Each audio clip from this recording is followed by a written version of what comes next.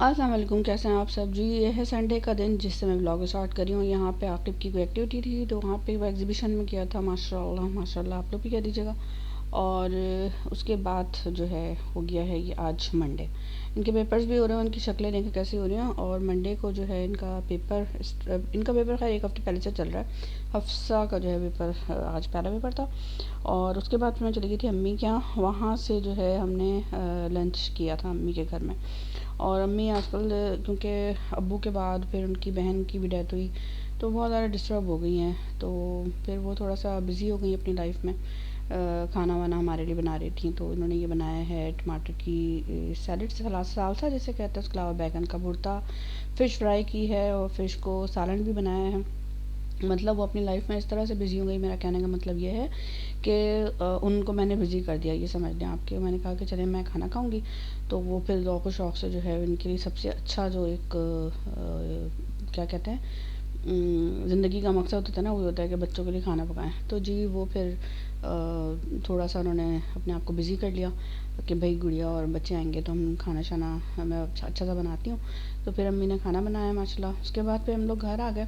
और अम्मी जो है वो थोड़ा सा थक भी गई होंगी, लेकिन उनकी जो एक प्रोडक्टिव लाइफ है वो थोड़ी सी फ्रेश हो गई माशाल्लाह। सो बस यही ज़िंदगी है, क्या कर सकते हैं। अब यहाँ पे मैंने ऑर्डर किया था दराज से कुछ केसेस जो कि हैं ग्लासेस केसेस सॉरी।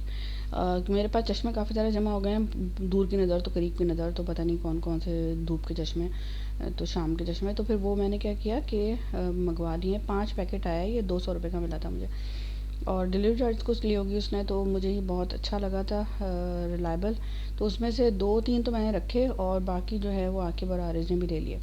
तो ये 5 थे। और ये हमने ख़रीदा था नेबुलाइज़र। अच्छा, नेबुलाइज़र जो है डॉक्टर ने रिकमेंड नहीं किया था, लेकिन डॉक्टर ने कहा कि नहीं आप रखें, आप यूज़ भी कर सकते हैं, लेकिन वैसे ही कि डॉक्टर के पास जाके ज़्यादा अच्छा होता है यूज़ करना। तो हमने सोचा कि चलो उसको चेंज कर लेते हैं और हम इसके साथ स्टीमर ले लेते हैं। नहीं, चेंज नहीं करते हैं, इसी के साथ जो है ज़रूरत कभी पड़ जाती है। और आकिब को बहुत इशू रहता है। अब यहाँ पे मैं बना रही हूँ जी मीट बॉल कह सकते हैं, कोफ्ता तो नहीं कहेंगे, मीट बॉल। कीमे में मैंने प्याज है, हरी मिर्च, हरा धनिया, लहसुन का पाउडर, नमक डाल के इसको इस तरह से पीस लिया है बहुत देर तक अच्छे से। और कोफ्ते में तो दूसरी और बहुत सारी चीज़ें जाती हैं ना, खशखाश, चने वने, ये सब नहीं डाले हैं। ब्रेड भी डाला है मैंने। उसको फ्राई कर लिया है बहुत मज़ेदार से। ये मीट बॉल तैयार हो गए हैं। और इसका जो ग्रेवी था ना वो बहुत ही मज़ेदार था। आपके साथ रेसिपी शेयर नहीं की है, अगर आप चाहते हैं कि मैं आपके साथ ये रेसिपी शेयर करूँ तो आप मुझे कमेंट बॉक्स में बताइएगा। तो इंशाल्लाह फिर मैं दावत रेसिपी वाले चैनल पे, जो स्पेसिफिक चैनल है ना मेरा रेसिपी का, वहाँ पे शेयर कर दूँगी। तो बस ये मीट बॉल इस तरह से फ्राई हो गए हैं। और उसके बाद इसका जो ग्रेवी तैयार हुआ है ना, वो बहुत फ्यूजन था। मतलब उसमें चाइनीज़ भी था, उसमें पाकिस्तानी स्पाइस भी था, चाइनीज़ सॉसेस भी थी।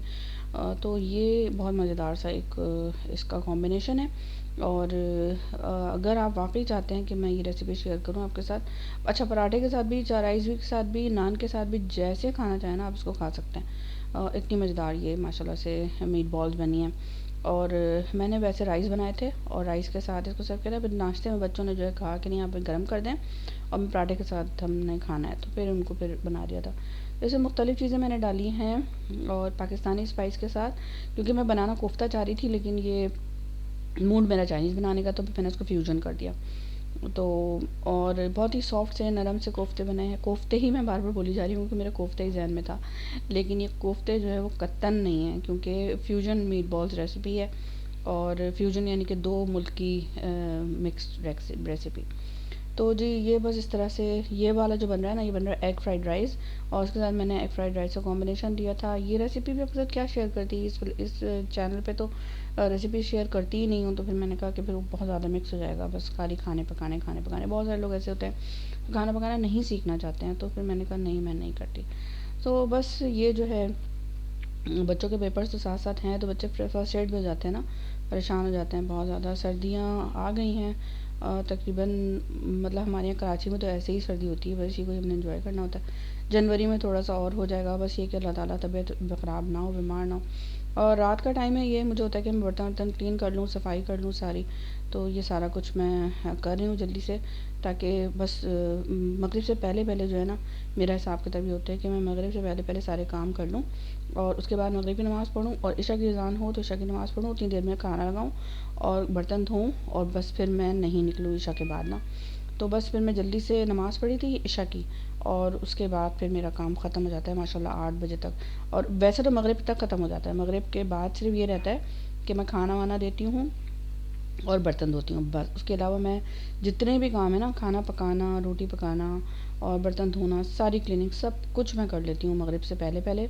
मगरिब की नमाज़ पढ़ती हूँ, मगरिब की नमाज़ के बाद हमने खाना खाना है, चाय पीनी है, और जो उसके बर्तन हैं खाने के, रात के खाने के, बस वो धोने हैं। ये मेरा काम होता है। और उसके बाद फिर जो है वो मैं अपनी एडिटिंग करना, या बेड पे बैठ के कंबल में घुस के जितनी भी मैंने किताबें पढ़नी होती हैं, जितना भी मैंने लैपटॉप का काम करना होता है, वो सब मैं करती हूँ मगरिब के बाद और इशा के बाद, आप समझ लें।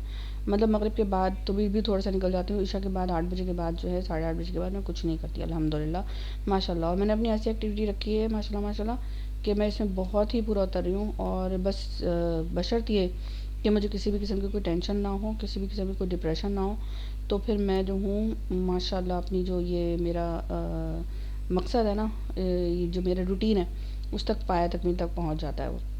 क्योंकि देखें असर ज़ोहर तक थोड़ा सा टाइम होता है, लेकिन असर मगरिब इशा की नमाज़ है ना, तीन, बल्कि ज़ोहर का भी आप कहना है, ज़ोहर मगरिब तीनों चारों पाँचों नमाज, चार नमाज फजर के अलावा भी है ना, वो नमाज़ें ऐसी होती हैं कि जल्दी जल्दी हो रही होती हैं। बहुत दफ़ा ऐसा भी होता है कि वज़ू किया तो तीन नमाज़ें हो जाती हैं, कि जैसे कि ज़ोहर भी, असर भी, मगरिब भी। तो उसके बाद फिर ये कि इशा की थोड़ी सी देर हो जाती है, ठंडक हो जाती है, तो फिर वॉशरूम जाना पड़ता है, तो चलो फिर हो गया। तो फिर जो ये है नेक्स्ट डे, और मतलब डे 3 कह सकते हैं इसको आप, क्योंकि संडे से स्टार्ट हुआ था। तो यहाँ पे जो है ना, मैं बच्चों को छोड़ के फिर घर आई, और आके जो है वापस गई हूँ मैं टेलर के यहाँ, मुझे कपड़े एक देने थे उसको। तो वो दिया मैंने, तो उसने कहा नहीं, ये इसके जो है कपड़ा कम है, आपको 5 गज़ लगेगा ये फ़्रॉक स्टाइल बनाने में, तो ये नहीं बनेगा, मैक्सी नहीं बनेगी। फिर मैं दोबारा वापस गई, और घर जाके मैंने कहा अब मेरा टाइम ख़राब होगा अगर मैं कपड़ा उसका मज़ीद लिया, उसके बाद में मेरा वक्त भी बर्बाद होगा, पैसा भी निकलेगा, बजट एक अपना हुआ होता है। तो घर आके मैंने दोबारा से उसको जो है वो कपड़े को शलवार कमीज़ दिया, मतलब आपको दिखाऊंगी इंशाल्लाह जब सिल जाएगा। उसके बाद घर आके ठीक किया, और अब मेरा टाइम हो गया कि मैं ब्लॉगिंग जो है वो करूँगी, यानी कि एडिटिंग करूँगी, थोड़ी सी क्लीनिंग वगैरह सारा कुछ मैं कर चुकी थी। अभी मेरे पास इतना टाइम था ज़ोहर के बाद असर तक के दरमियान कि मैं ये सारा कुछ करूँ। बस अल्लाह हाफ़िज़।